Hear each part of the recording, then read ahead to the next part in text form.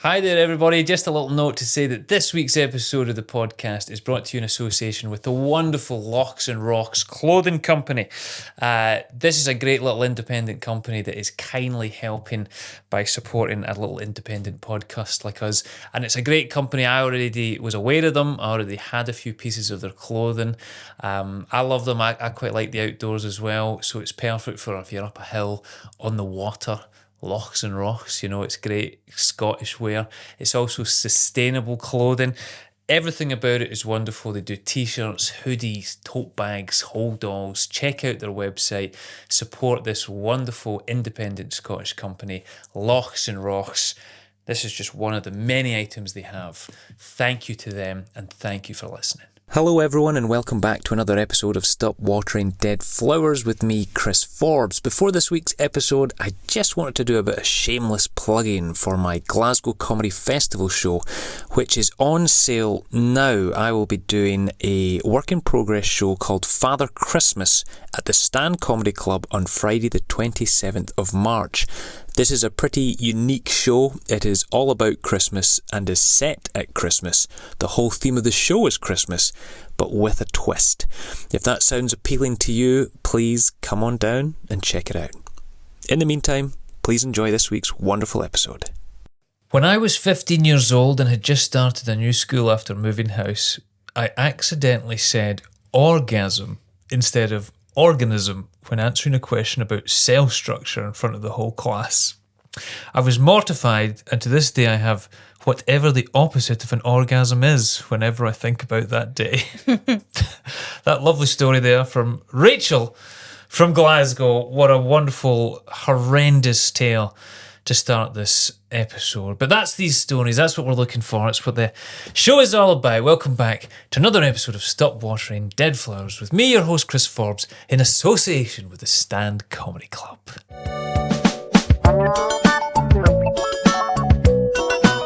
Stop watering dead flowers.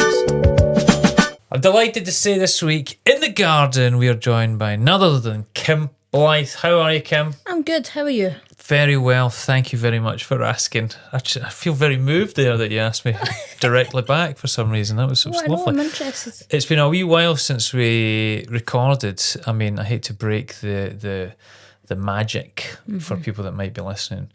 But this is the first one we've recorded in the new year. Oh. So it's great to have you as our first guest. Amazing. Yeah, people that were listening to the last couple, they were recorded in November. You suckers. And so a lot's happened as well. And we were just talking about how I've just had a new baby. Mm-hmm. And she's just 5 weeks old tomorrow. Although now I realise by breaking the magic of the podcast when we record, by the time of people listening to this, 7. Yeah, 7 years old. So it's been a mad time, but a lovely one. I was just about to say, did you have a nice Christmas and New Year? And again, for anyone that's curious, at Easter time about that. Yeah. How was that? Well, we can, if you want, we can play the game. We can pretend. be like, how was your Easter? Easter was great. Did you get a good egg? I got a belter and an egg for the bunny himself. So that was good. The best eggs are the ones that are filled with like miniature whatever the things are. Aye. And I'm a Cadbury egg kind of girl. If you give me a Nestle egg, I'm not going to be happy. Not going to eat it. Nah. But you'll eat it. Oh, I'll eat it. But not happily. But I'll know happily. I'll have a... You'll judge the giver. I'll judge the giver.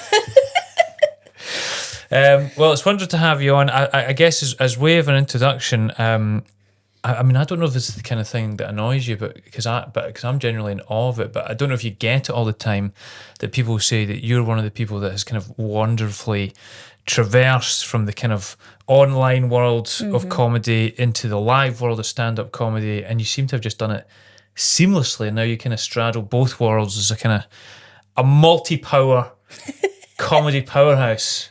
Aye, it's mad. I'm very grateful that I've somehow managed to do it.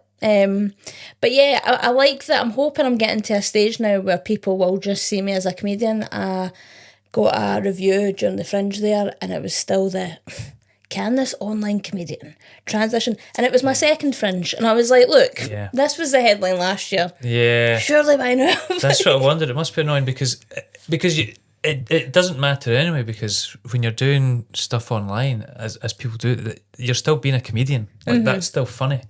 Aye. I mean, don't be wrong, it's obviously different skill set, obviously live as whatever, but I think that's what it is. I have been writing comedy for years, it's just been obviously in a different format, so in a way it's no the worst transition in the world, but obviously getting used to doing it live is a bit daunting, because I'm used to being by myself in my bedroom, putting it online and then forgetting it ever existed. Yes. Whereas now I'm like, here's a joke. Immediate. I'm going to do it 5,000 times.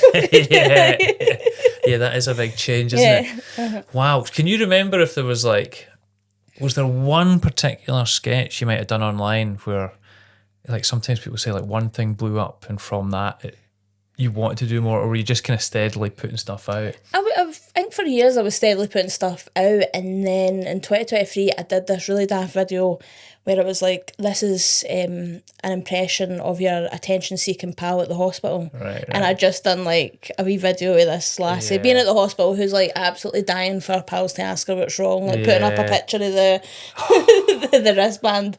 And it just, that video went mental, and to this day it's still the video folk go, oh, your hospital video. Right. That's mad, isn't it? Aye. Would you say there's, I mean, you were just saying like one of the big differences is the kind of, the immediate response. You can't forget that you've put something up online.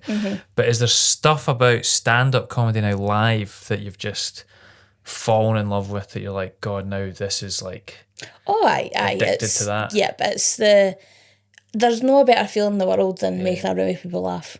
And I hope to do it one day. But when I do, but no, that feeling of like, that immediate reaction, because obviously online it's just, you're getting comments and that's great as well, but there is nothing in the world that beats being in the room and feeling the energy and looking at people's faces laugh and knowing, I did that. That's infectious, isn't it? It makes you feel good. It's incredible.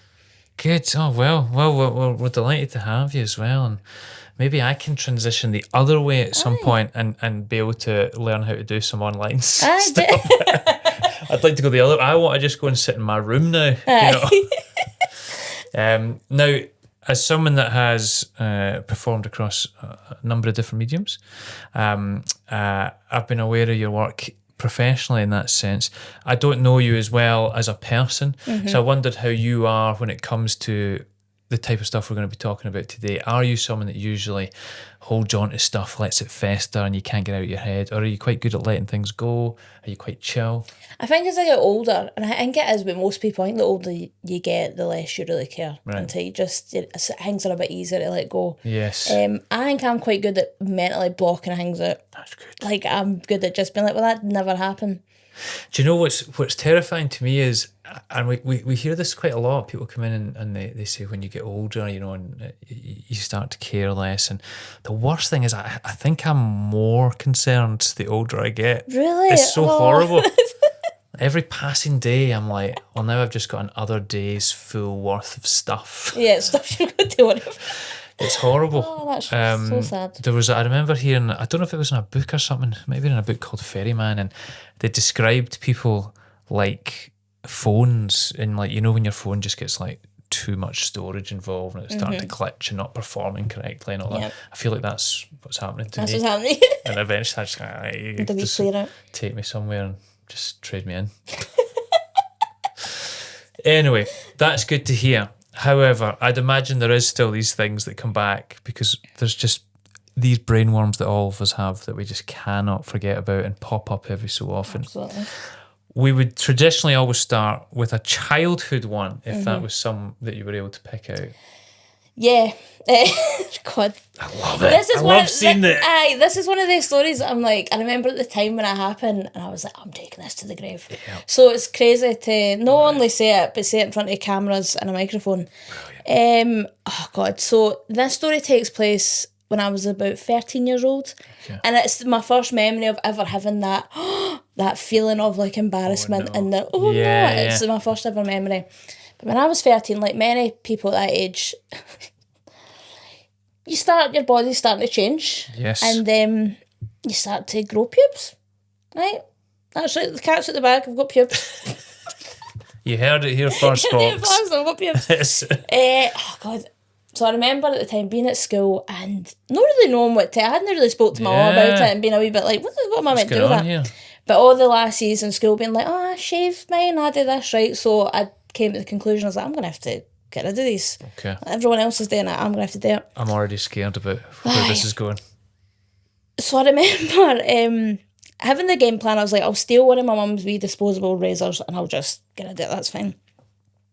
And I don't know if I'd attempted it or whatever, but I'd came to the conclusion that this wee razor wasn't going to cut it.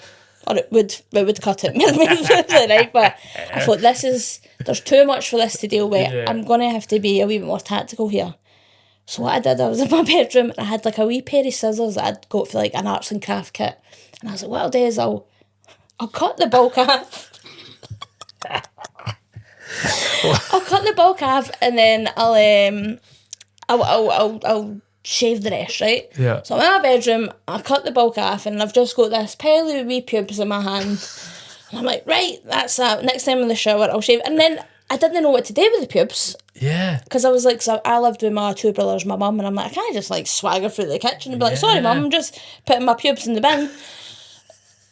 So I remember panicking and thinking, like, what will I do? I was like, you know what, I'll put it in my drawer now and I'll deal with it later. Aye. Oh no, like a wee bird's nest. Yes, I forgot about the pubes. Oh. A couple of days later, I don't know if it's been a day later, God knows how long it was after it, I had my mate round. Because I opened the drawer and my mate looked right at the pubes. And I went to shut it immediately and she just looked at me and went, was that pubes? I was like, no, I don't know what you're talking about. Anyways, and then I just like, and then like, I don't know how I got out of the situation, but I was like, and Oh, we got a hamster. I don't know what that was. That was weird. Let's get out of here. And I still to this day, like anytime I see the lassies, like I'm not really friendly with her anymore, but still got her on social media, and when I see her name pop up, I'm like, you know that they know. I wonder how often you think about that. I wonder if when you see my name, you go, mind I seen that pile of pubes? What an unusual discovery for someone else. Because it's bad enough that it's been let, but for someone to see that. Yeah, because I'm like, what does she think? Is it like she must think I'm like collecting them, and it was just that. And it's one of those things. It's funny when you're younger that it's like stories like that. It's like, oh, if anyone found out that I was cutting my would ruin your life. Exactly, and you're like, no. See if I just told her, look. I was trying to figure out what to do in my bush. And, and if I explained the story, but in my head, I'm like, if she finds out the truth, my life's over.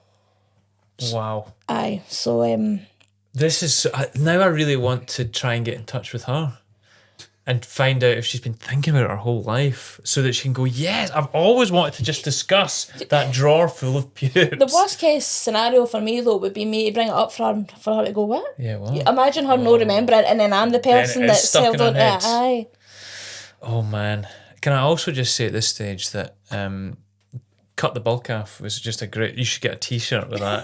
Cut the bulk off. Or like you were talking about starting a podcast maybe one day. Cut the bulk off. Cut the bulk off. I just get the... Aye, it was a full thing, but I'm just known as the lassie that kept the pubes in her drawer. Yeah, because I guess it's almost serial killery vibes, isn't it? When you're keeping unusual. Luckily for me, I played football where she didn't go to my school. I think if she'd went to my school, that could have been... Every day, that could have been tragic. And so she maybe told people at her school it was a different school, it was fine. I got away with a lot of it. That's kind of cool to know that you might be like a legend at sort of... Aye. And I don't even mean... I was going to say, I don't mean that in a good way, but you know, like an actual legend that people told each other. Like, apparently there was a girl that kept pubes in her drawer. Kept pubes, I am the no one pubic knew who it girl. was. And there'll be people listening to this going, no way, I heard that story when I was growing up. Oh, it's me. It's out there now. But that was my first ever memory of having like one of the moments you go, oh, yeah. No. Listen, if anyone else has ever, cut something off themselves and put it in a drawer, write in, tell us about it. Right, no, I think this is more a... Look, if you've ever opened your pal's drawer and there's been pubes, there might be a better story behind it. Yeah. Right, she might not be a serial killer, he might not be a serial killer, he might also be a serial killer. They also could if anything, you were just being polite, you didn't want to... I didn't know how to get rid of them. Yeah. There was no easy... You feel as well, like, when you're that age as well, that you're surveilled in a way, like, there's no way I'm going to get... I know if I just walked through with confidence, I probably could have got rid of the pubes. But... really just... I just went, all right, Mum, in the bin. You know, Slam because dunk. I guess if we are talking about, pube removal, I suppose it is. I don't know if everyone has this experience at some point, but they don't flush. They're not like, they don't flush easily, a pube. Aye, so I Can be did quite tricky in my if head. you have a girth. Yeah, I think at the time I didn't even accept the idea of like flushing them, because in Yeah. my head I was like, that'll never. It's like, I don't even know if you're allowed to flush these. I was so new to the pubic game. Council turn up. I'm like, what if I get in trouble here? I was like, this is my first. These were my first ever pubes. I'd never dealt with pubes before, and I was like, I Yeah. don't even know the rules here. I was like, I'm pretty sure they need to go in the bin. Yeah. Ideally, know the recycling one. Everyone actually keeps them in their drawer. That's what you're supposed to do. That's what you meant to do. You're meant to just harvest them in your drawer until your pal sees them, and Little field mice Panic. turn up and they're like, oh, thanks. aye, we bed. But yeah, that was Wow. mortifying. This is good. This is a good start. I feel like if that's the first story we're getting, I think that's probably the worst, if I'm being honest. But aye, let's move forward a little bit in life. Mm-hmm. Now, I don't know if you're someone that had a number of different types of jobs as well, or if you started early and comedy kind of started to take over quite quickly. It turns out, I think so far, certainly with the comics we've had on the show, we usually had quite an eclectic mix of jobs. yeah. I don't know where you're going for your kind of work-based story, but I don't know if it's from comedy or a job in the past. Have you had an array of jobs, or? Oh, I've had an array of jobs. Yeah. I have worked, and I used to say that I've worked in every industry other than the serious ones. Oh wow! Like, I've never had an NHS lanyard, Right. but I think I've done just about everything else. Where? Give us some of the highlights or lowlights. I mean, Lowlights. I've worked hospitality. I've worked in bars. I've worked in kitchens. I've worked in retail. I've worked in warehouses. I used to have a job where I worked for a company called Edie and Ravenscroft, and that's the company that does all the gowns for people graduating. oh, So I used to be That's the person in mad. the warehouse that you would send them your sizes, and I would send it. It was something quite sad, because I never, I left school in 4th year, so I never went to uni, Right. and I was like, here I am. Did you ever put one on in the warehouse? All the time. You're like, Because it was all, you know what the best thing about that is, that it's almost like the higher educated you are, the more daft they dress you. yeah. So that when you get to the PhD level, that's when you've got the hat with the feather in it, and it's like bright Yeah. pink, and it's, aye. Never mind your kings and royal family and all their mad garb. I guess that's Aye. ridiculous. That's So, a good point. I've worked, hundreds of jobs. Wow. Hundreds of jobs. Where has your kind of work story taken place? Well, actually, it was comedy though that I wanted to, Good. because this is like my newest job. Yeah. Because I'm full time now. I only went full time in October, and I only started stand up 2 years ago. So this felt like the newest. But it's to do with meeting another comedian. Oh, in fact, I feel like every time I meet someone for the first time, I tend to embarrass myself in some shape or form. But I remember one of the first times I'd ever gigged with Ray Bradshaw. Yep. Love Ray. We like Sweetheart, Ray. yeah, man. Good Ray. We like Ray on this show. We love him. And I'd known Ray, obviously I was a fan of stand-up and knew who he was, and obviously I knew him as the M&S man. Healthy eating, Ray Yeah, Bradshaw. Ray Looking at you, Ray. But I remember, so we were doing a gig together, and it was a Des McLean gig. Yep. So I think it was in Paisley, and it was one of these curry nights. Oh yeah. Right. One of the hotel one or something. Aye. So we were sitting, well, not a green room, but there was we were sitting at the back of the Yep. room. And it was sold out, so it was really busy. So there wasn't an obvious, it was just very busy, whatever, right? So I'd been on. Ray had just arrived. He was headlining, he had just arrived. Yeah. And the show's about to start, headliner's about to come on, and he tapped me on the shoulder, and he was like, how did you get on? And I was chuffed he'd asked me how I got on. So I'm like, oh, chill. I was like, that's all right. I was like, do it wrong. I was a wee bit shaky at the beginning, but no, I really think that I came in at myself, whatever. And then he just looked at me and went, I'm so sorry, pal. I went, how did you get on the stage? Which way did you go? And I was like, oh, just that way. And I was going to stay and watch his set. And I remember being like, right, I'm away. He's like, Oh no. I've told him since then. I actually did it I did it as a bit, and I did it in front of him, and I was like, that was what you Ray.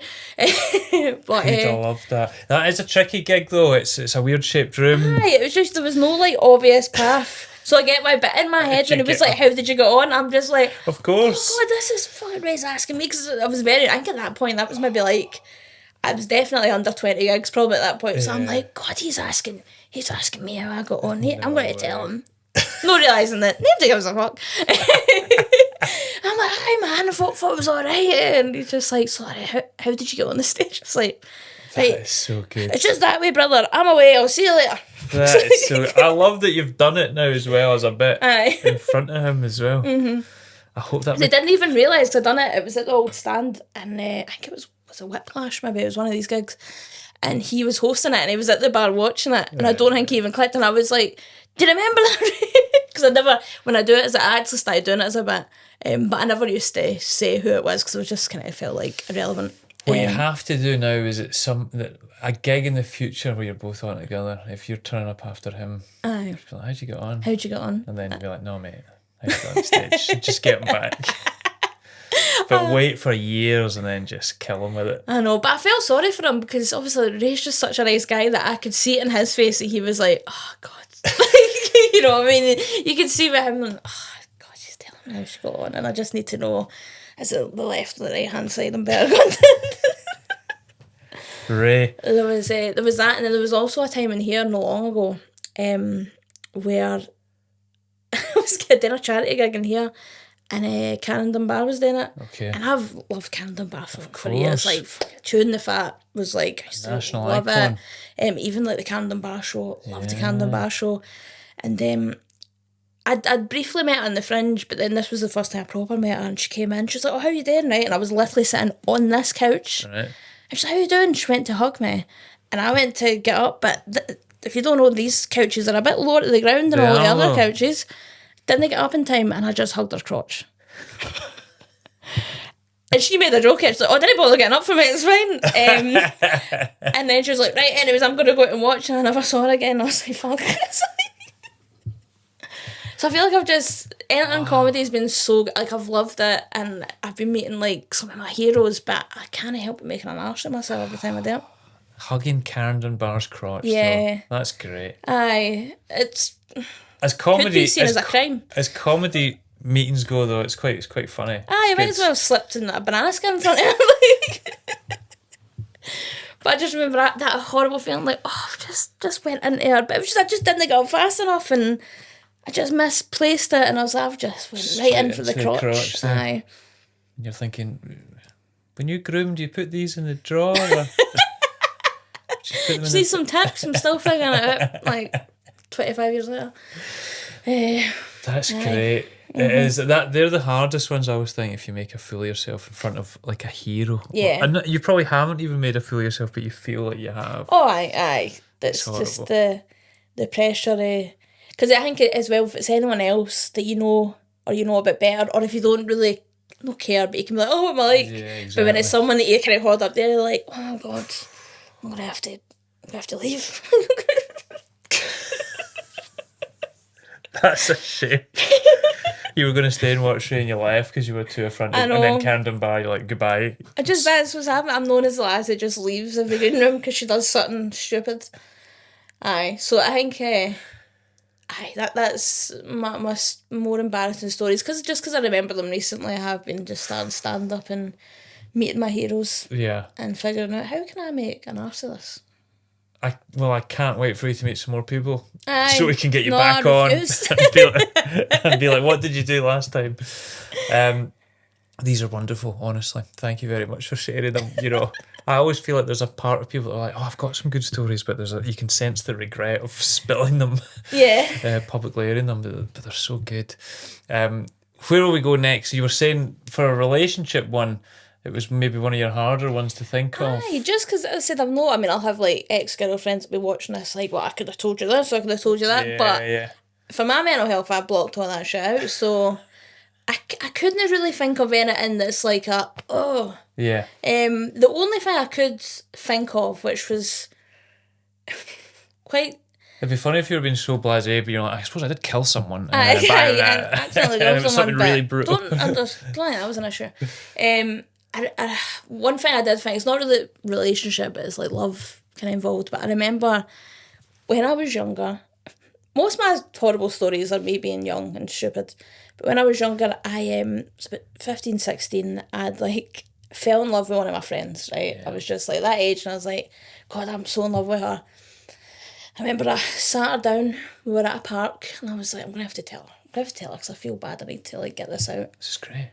And I sat her down and I was like, look, I've got something to tell you. She said to me, she's like, don't worry, I know what it is.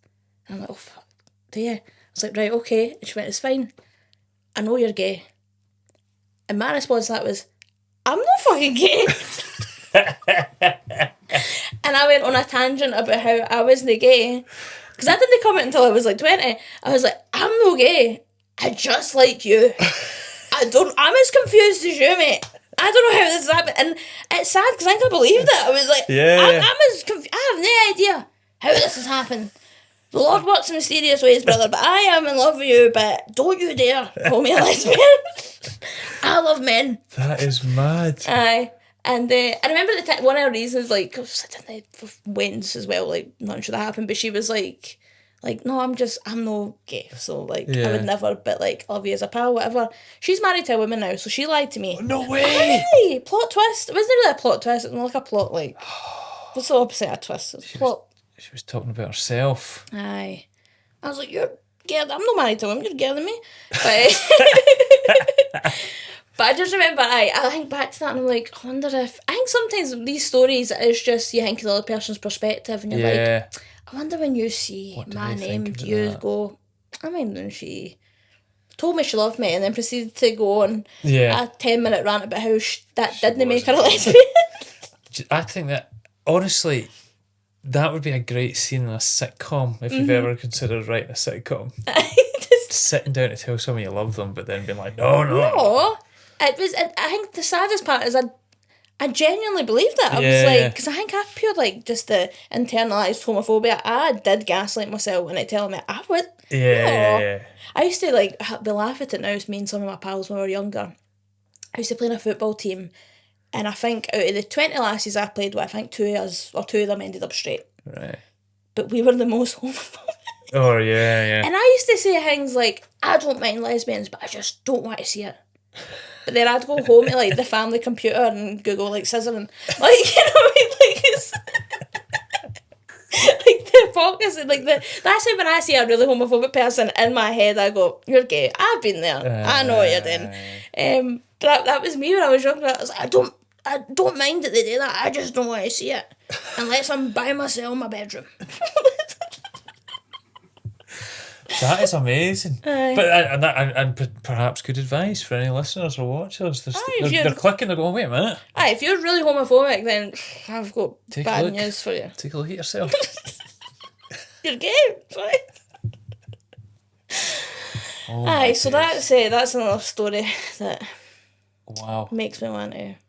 When I mean, it's an adjacent story, but how old were you? Because then you said you didn't come out till years later. Aye, I think it was about 19. Well, no, 20. I think I got my first girlfriend, and I was like, God, I might be. I might be. So even then, you were like, I'm still not sure. No, I played the bisexual card for years. I played that. I was like, right, I think I definitely am attracted to women, but God, I still love men. I don't know who was telling. I don't know what sick part of my mind was trying to. What conservative part of my mind was like, no, you're.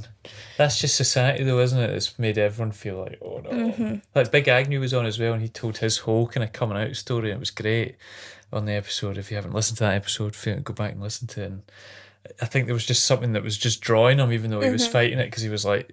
It's a big long story about Hogmanay, but he essentially like has passed out and then wakes up outside Bennett's. And everyone's like, you're probably here for a reason, you know. They take him in, look after him a lot. He's like, this is quite nice. It's a good tale. Aye. I think, especially, I mean, so this was about 2008, I think. And it still wasn't, I think it's a better time now. I think the kids are a bit freer and gayer. Like, 'cause I remember when I was in high school, it was like the worst thing. Like, I was at a house party, even when I was like 17, I was at a house party and I argued with this guy and he called me a lesbian and it was like a dagger to the heart. Yeah. I did kiss my pal that night. A different pal. But I was like... the idea of me doing all this really gay stuff and being like, adamantly where are not. people getting this? This is crazy. Like, I played football, fucking my hair's What are straight you back, judging this I'm on? like, this is crazy. Just because you says to your pal, suddenly you're a lesbian. Aye. Wow, you really fought it. Yeah. Gosh. But yeah, that doesn't sit right with me. That was undeniable. That's mad. Well, good. I'm glad you finally came to terms. Came to terms with everything you were already doing. I just came to terms with it last week. Just Aye. It's like, you know what? I think I might be gay. it's got you. Wow, that's good. That was a good relationship one, though, I think, as well. Yeah, actually, it ended up quite... I did worry it was going to be a bit of shit, but it led on to the deeper issue of me just denying my sexuality for years, which is kind of more embarrassing. That's honestly, you got to write a whole sitcom about that. Just constantly refusing that you're gay whilst carrying out The most like gay sex. All right, these are all great. And then we tend to try and have those three as the kind of three frameworks, and then just like a fourth if you have one from just anything else, because sometimes there might just be another story you want to get off your chest or share, air it, put it to bed. Have you got anything else? I do have another story. It's once again, as I said, all my stories are me being like a wee fanny, being young, but it actually involves the person for the first story who found the pubes. Wow. I don't know what it was about her that I just kept doing the most fucking insane embarrassing shit from her. Right, talk about show structure though. You've bookended this perfectly. I brought it back round. But what it was, I used to play football. Right. Shock horror. The straight lesbian played football. And God, I'm trying to age. I'd have been maybe about 16, 17. And I was training and it was raining and I had one of those like waterproof jackets on. Do you know the ones that where the hood kind of folds in? Oh, yeah. The Velcro bit, right? So I had that on, I had the hood out, whatever, had been raining. And whatever I'm doing, say I'm doing circuits, whatever, running back and forth. And my partner was the girl who found the pubes. Yeah. Right? My little puby friend. And doing circuits back and forth. And she was like, Kim, you've got something on your back. And we used to wind each other up all the time. We're like, oh, I'm sure I do, whatever. She's like, no, honestly, I was like, there's something like stuck to your back. I was like, what? And I was like, what the fuck is that? And on the Velcro, I managed to pull a pair of my mum's lacy black lacy black pants. And they've been like just stuck to the back. So it's obviously been like in the wash machine and got like stuck to the... And How long into the session was this? Oh, it was far too long. It was at least like halfway through the session. Amazing. And I'd just been running about in my mum's pants.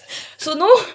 And I'm like, oh, I don't know, how the fuck did I get there? And like we all got chains with each other and we all like knew, like I was very much a wee kind of boxer, so they knew it wasn't my obviously strut about with the lacy black foam. And just mind thinking like, she's gonna become a freak, man. Like, this is the same lassie who's seen me find pubes in my drawer, and then a couple of years later, here I am swagging about my mum's pants. I'm like, she's gonna phone the police on me. Oh, and did she believe? I mean, maybe she didn't believe that you were mum's pants. She's like, what's going on here? I think I was just like, oh, I don't know what that. just like the pubes, I don't know what that is. It's like she doesn't know what in it is. It's crazy. What's wrong with her? No, I can't. Maybe they thought it was like players have lots of superstitions and all that. And they're like, she must really need those pants. I refuse. If I've not got my mum's pants on my back, I'm not playing. You're not going to play well. I'm not going to play well. We need to win the league, and my mum's pants are going to help us.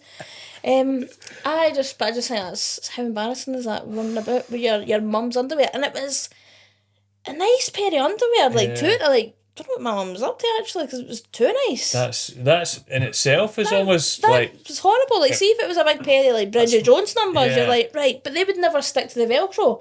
It's integral to the story that these were like the lacy... Sexy pants. It would only stick to Velcro. Because it's mortifying that there was pants in your back, but then for you it's kind of mortifying that you're like, that's my mum's pants. I had so many things going through. I'm like, not only Have I got my mum's pants? I've got the sexiest wee pair of pants. Seen your mum in a whole new light. I'm like, what's she doing with these? Did you have to tell her? Were you like, oh, by the way, these, I've got your... No, I got remember your I just went and put them in the washing basket because I was like, because then apparently I was Put them like, in the drawer I didn't next to want the her getting pubes. it because I thought she'll get annoyed at me. Yeah. Like, what you take my pants to bed for? I was like, I've got fucking pube allegations in here. I need to deal with this. Wow. I can't have this turn into pube story. I need to try and Yeah. get this out before it gets out. So I remember I think I just put them in the washing basket and I just Safe. buried it in my head. Like, let's just pretend that never happened.